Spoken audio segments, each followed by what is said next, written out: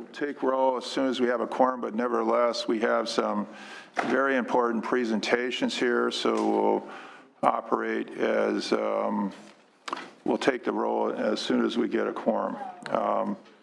And I wanted to thank everybody for attending our informational hearing we're having.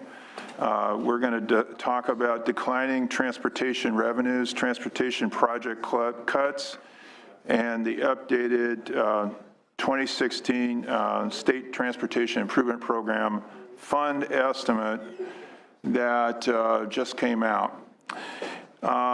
In terms of the agenda, we're going to sort of flip the agenda. We're going to have our regional and local impacts panelists first, and then proceed after that to the California Transportation Commission for cleanup.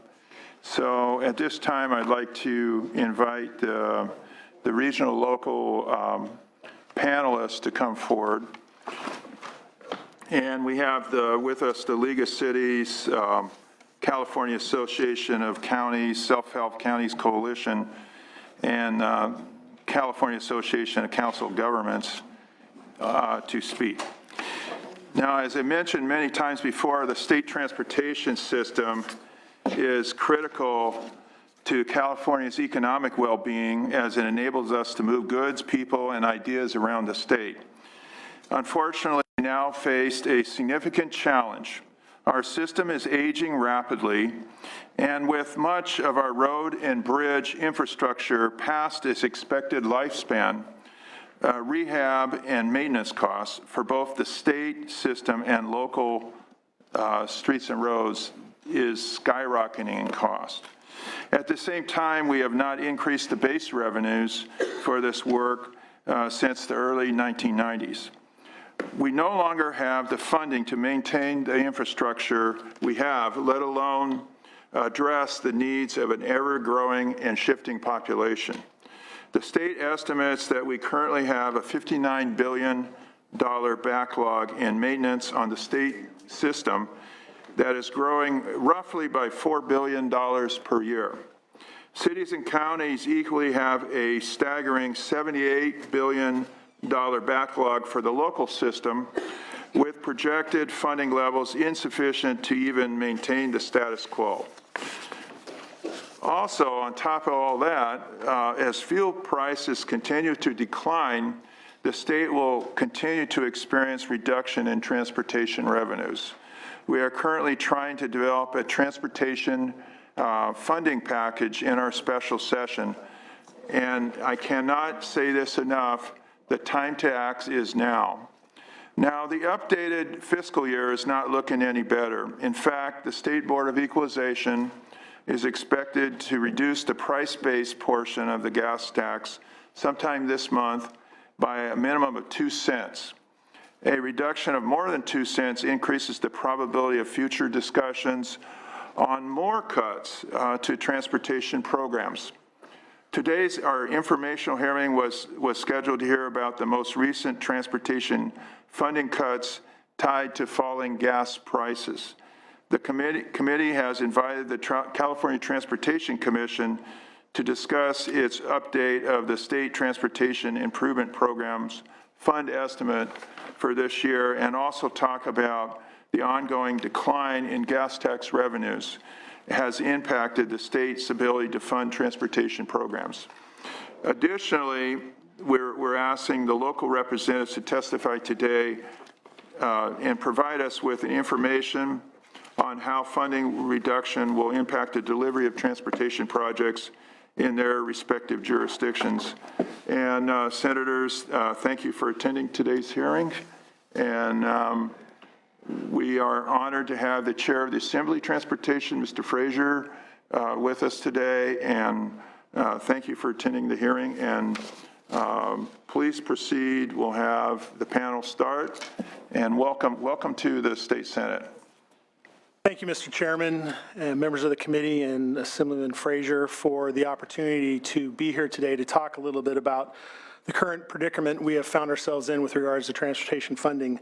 I'm not going to get into some of the numbers. As CTC, which will be following this panel, I think is going to do an excellent job of presenting the very dire nature of the situation and what the direct impacts are going to be on the projects that they review. So in my prepared remarks, I'm going to talk a little bit about the self-help counties and what some of these cuts mean with regards to the counties and the overall projects that we deal with and deliver on a daily basis. I have to say, when we got the call to come and present testimony here, it reminded me of the Festivus episode of Seinfeld of the airing of the grievances. So I'm going to work real hard to not make this an airing of the grievances, but try to offer some solutions that hopefully can give you some guidance as you deliberate and take the necessary steps to help right this funding crisis, which is a tough thing, and we appreciate all of your time and thoughts on this.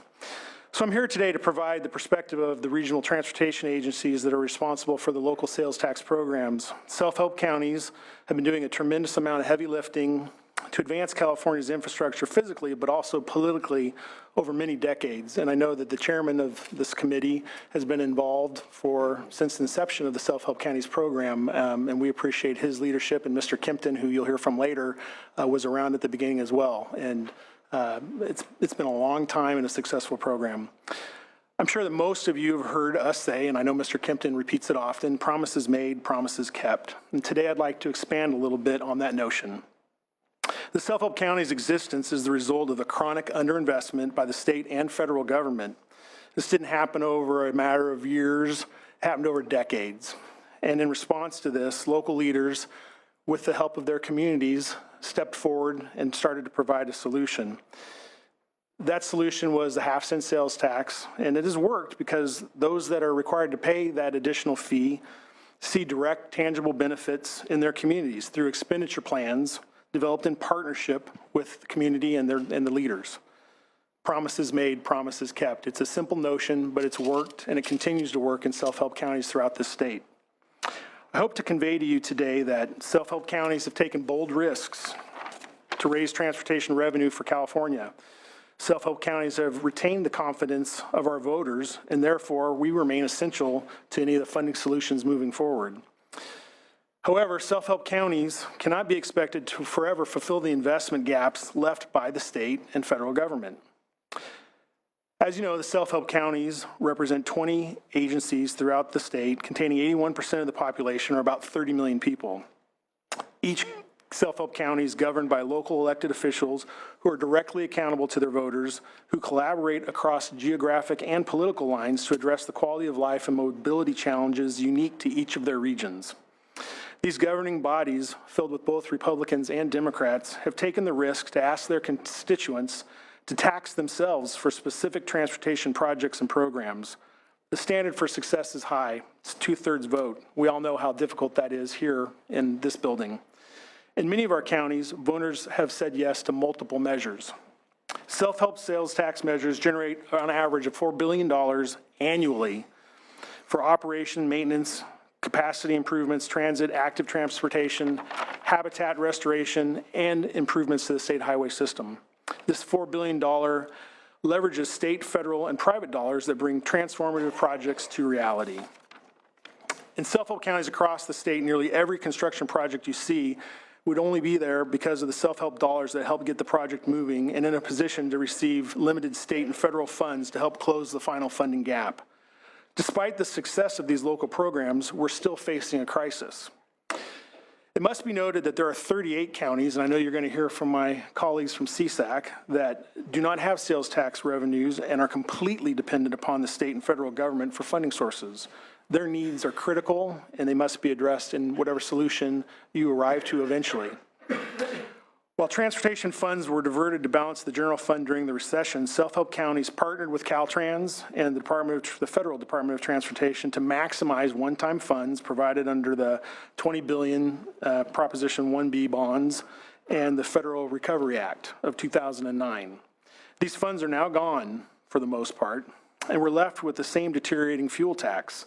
No solution to the operation and maintenance backlog, and no certainty with how to continue to meet the expectation and needs of our citizens. Looking back on the success of Proposition 1B and the Recovery Act funds, there's no question that state and federal investment makes a huge difference. Just imagine what California could do and where we would be if those investments were ongoing and not just one time only. The lack of STIP funding, which is why we're here today, is handicapping agencies that want to pass transportation sales tax measures at the local level. In order to get that 2/3 hurdle, which again we all know is so difficult, a broad array of projects must be offered in these expenditure plans to build a broad coalition. That usually means that projects must be partially funded by the state. If you can't rely on STIP, a reliable STIP, to produce a steady revenue stream, you have to be cautious about the expenditure plans that you produce so that you don't lose the trust of those voters. It's really a catch-22. We can't increase local funds without some stability at the state. It's critically important. Hundreds of millions of dollars that would be invested in the state system are being lost without that reliable STIP. And you're going to hear more about that from Mr. Kempton. What can we do? Well, you've heard most of these ideas before, but I'm going to ask that you indulge me and I'm going to repeat them just for the record. You can start with the low-hanging fruit. Return the weight fees, truck weight fees to transportation accounts. This has been proposed by both sides of the aisle. We think it makes a lot of sense and it gives you an immediate investment and also keeps the trust of the voters and brings about $1 billion back to transportation every year. Secondly, you can stem the blood flow. And Mr. Chairman, thank you for SB 321 last year, which would have addressed the annual fluctuations in the BOE adjustment of the price-based gas excise tax. These wild swings in the annual adjustment make it impossible for state and local governments to budget for a reliable stream of revenue to help cover maintenance and preservation of our system. Thank you for introducing that bill last year. We, the self-help counties, are going to work to encourage every legislature to work with the governor, with Chairman Bell, with Chairman Frazier, and members of the legislature to come to some agreement on what is supportable as a reliable package this session. It's critical that we do this. All options should be on the table. We understand going through our expenditure plan and adoption of the measure process, how difficult it is to compromise and that tough decisions need to be made. We, as the local agencies, provide the transportation funding at the local level, are here to help with any questions you might have and anything that we can do to help provide some guidance for you in your deliberative process. Let me emphasize that the self-help experience offers a critical lesson for any future revenue the legislature pursues. The first priority of a user revenue system must be that the user gets the benefit. Local and statewide elections repeatedly have shown us that public confidence is maintained only if those transportation dollars are used for transportation purposes and not diverted for other policy objectives, as good as they may be. Finally, we can make better use of the money that we already have. It takes a long time to complete projects here in the state of California. Many positive reviews take place, but there's always rooms for improvement. This body, as well as the Assembly, have great ideas every year of ways to potentially streamline project approvals. And some have more merit than others, but we think that there's always ways to continually improve project delivery. One of the ways to improve project delivery is to remove the artificial restraints that keep us in a 1950s mentality with regards to project delivery. We should be able to utilize as public agencies, both at the state and local levels, design build, CMGC, on the appropriate projects. Not every project is appropriate for those mechanisms, but there are professionals and elected boards who are there to make those decisions and have oversight as well as public oversight on those processes. So we encourage you, as you have in the past, to continue to look at the ability to deliver projects with alternative delivery methods. There are a number of measures which you will see this year, and we think that a lot of them have a lot of merit. So we would be willing to talk with anyone about those processes as you look at those bills as they come before you. I applaud Chairman Bell and this committee and Chairman Frazier for committing to hold this hearing and to start to address this very serious problem at the start of this session. It's not going to go away. And in fact, every year that we don't address this with a reliable source, it gets worse. It not only gets worse from the deficit on the state level, but you lose additional dollars at the local level. It compounds it. So with that, I'd like to, again, thank you for the opportunity to provide comments. Self-Help Counties Coalition and all the experts who make up that body are here to help you. You know many of them.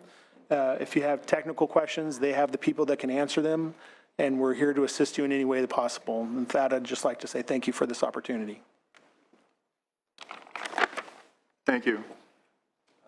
Bill Higgins with the California Association of Councils of Governments, and we represent the regional transportation planning agencies, the congestion management agencies, a lot of the councils of governments, and the metropolitan planning organizations in the state. Many of our members are self-help counties. We also have a number of the other 38 counties, many of which call themselves aspiring counties because they aspire to have a self-help tax measure. I have stricken my Festivus joke because Keith stole that from me. But what I wanted to kind of focus on, and I'm going to focus more on the STIP funding issue today, but I think it is important to note that we have a larger funding question that we're seeking to address in this legislature this year.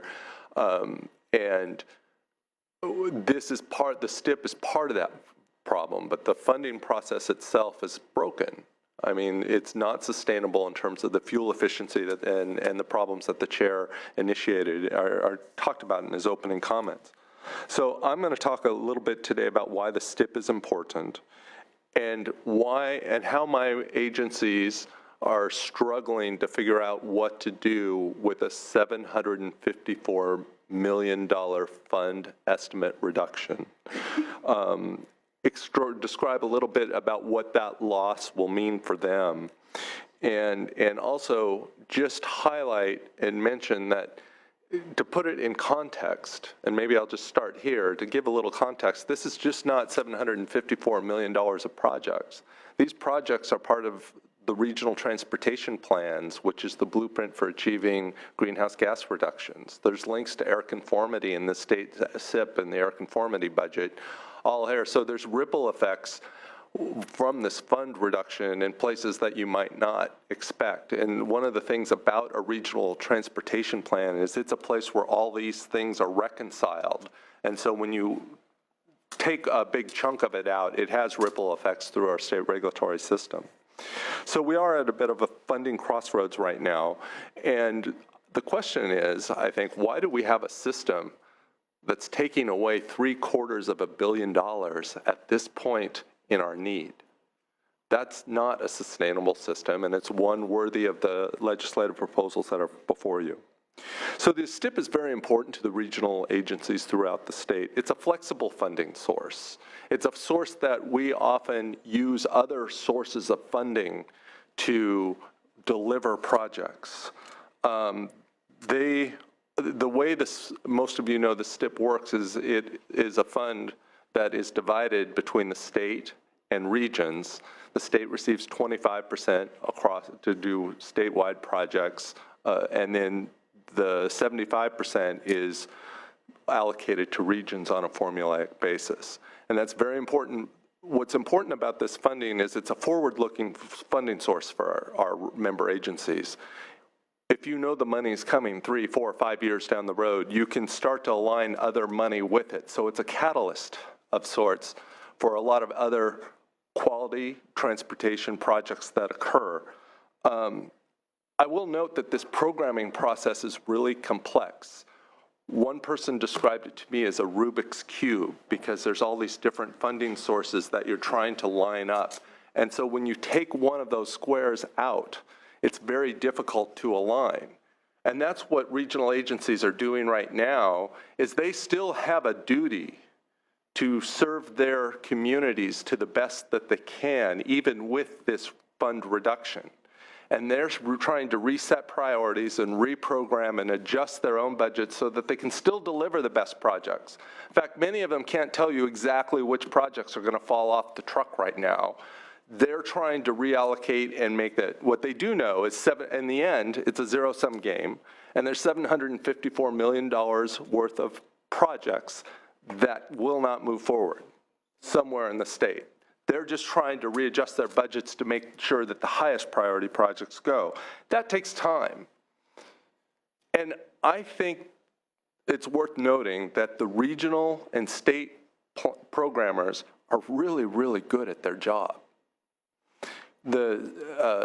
California Transportation Commission last year published a report, Promises Made, Promises Kept. And it's worth looking at the highlights because it examined the efficiency of the programmers that we have in this. I define programming to mean the planning, funding, and delivery of projects using different sources of funding. And when you look at the planning, programming, and delivery of Proposition 1B projects, for the $12 billion that the CTC had oversight on, they found, here are just 4 facts to think about, that the leverage was 2 to 1. $12 billion of state funding drove another $25 billion of local and regional funding. The projects were on time with oversight and transparency. 98 cents out of the dollar went to the projects, only 2% went to administration.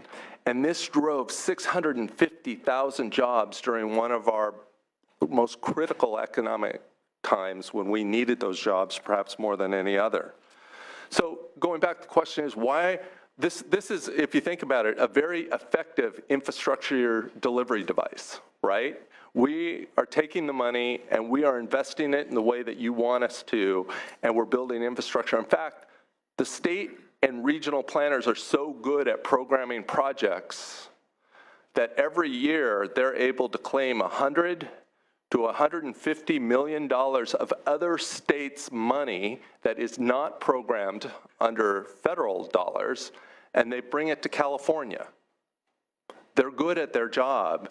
And the problem, I think, is when you look at this $750 million cut, is it hurts because they're so effective at what they do. So brings me back to the question that we have, which is why our regions are looking at losing projects. They're very significant projects, and we have a system that is broken, and we're cutting back at a time when we really need the investment. So we have a couple of solutions on the table. I know that the 2 chairs, Assemblymember Frazier and Senator Bell, both have funding proposals. One was Senator Bell's 321, which was a smoothing on the fund estimate, but there are also proposals on the table in SB 1X1 from the special session and Assemblymember Frazier's 1591 to eliminate the fuel tax swap provision altogether and reset the excise tax amount at 18 cents or 17.3 cents, which was the pre-swap amount. I will note that the governor proposal also includes this provision with one important caveat. The governor's solution does not allow the increase in the price inflation or the purchasing power to grow with inflation. It would take the amount of inflation and put it into the road maintenance account. Both the senator's proposal and Assemblymember Frazier's would allow the purchasing power of the STIP to continue, and we would favor that approach. I would also associate all the recommendations that Mr. Dunn made in terms of his overall recommendations about funding. We concur with that. I hesitated and did not go into detail on a lot of the funding issues because it was expected to follow the Transportation Commission, not precede it. But if there are any questions along those lines, I'll be happy to answer those. But we would definitely thank the committee and your time for your attention to this issue. I think it's very important. I quote Supervisor Marion Ashley from Riverside County over the weekend in an op-ed said that this will have massive negative ripple effects for jobs and our economy if we're not or do not attend to this problem. Thank you. Next speaker, please.